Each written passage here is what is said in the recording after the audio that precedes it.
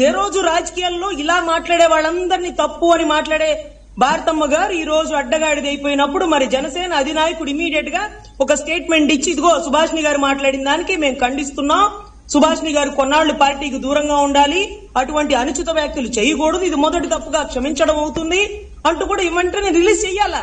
ఎందుకంటే గౌరవ సీఎం గారి భార్యకి మనం మర్యాద ఇచ్చిన వారు అవుతాం. గతంలో ఇదే భారతమ్మ గారిని టీడీపీకి సంబంధించిన ఒక యాంకర్ ఒక రిపోర్టర్ మాట్లాడినప్పుడు ఇమీడియట్ గా తను అరెస్ట్ చేసినారు. ఆవిడ జోలికి పోకూడదు, 40% ఓటింగ్ ఉంది వాళ్ళకు పెద్ద సంస్థానం. ఏ రోజు ఆమె బయటకు వచ్చి ఏ పదవి తీసుకోలే, ఏ రోజు అనుచితంగా ఏ నాయకుడి గురించి ఏ నాయకురాల గురించి కూడా ఏ రోజు బయటకు వచ్చి మాట్లాడలా. అవసరమా మనకి?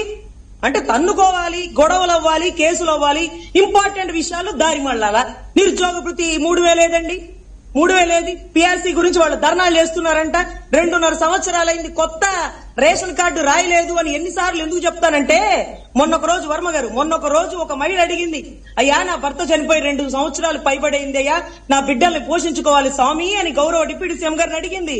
ఒక మహిళ నాకు 8,000 జీతం వస్తుందన్నా కొండగుట్టలకి 10-15 ఏళ్ల నుంచి ఇదే పని చేస్తున్నానంటూ అడిగింది. మీరు ఎలక్షన్ లో ఇచ్చిన ప్రామిసెస్ నెరవేరకపోతే మేము ఏం చేయాలి అని ఒక పసిబిడ్డ, ఒక 18 ఏళ్ల బిడ్డ తెలుగులో అడిగితే నా అన్న ఇంగ్లీష్ లో సమాధానం చెప్పినాడు. నెక్స్ట్ ఎలక్షన్స్ కి చూసుకోవడమే, ఏమీ లేదమ్మా అని.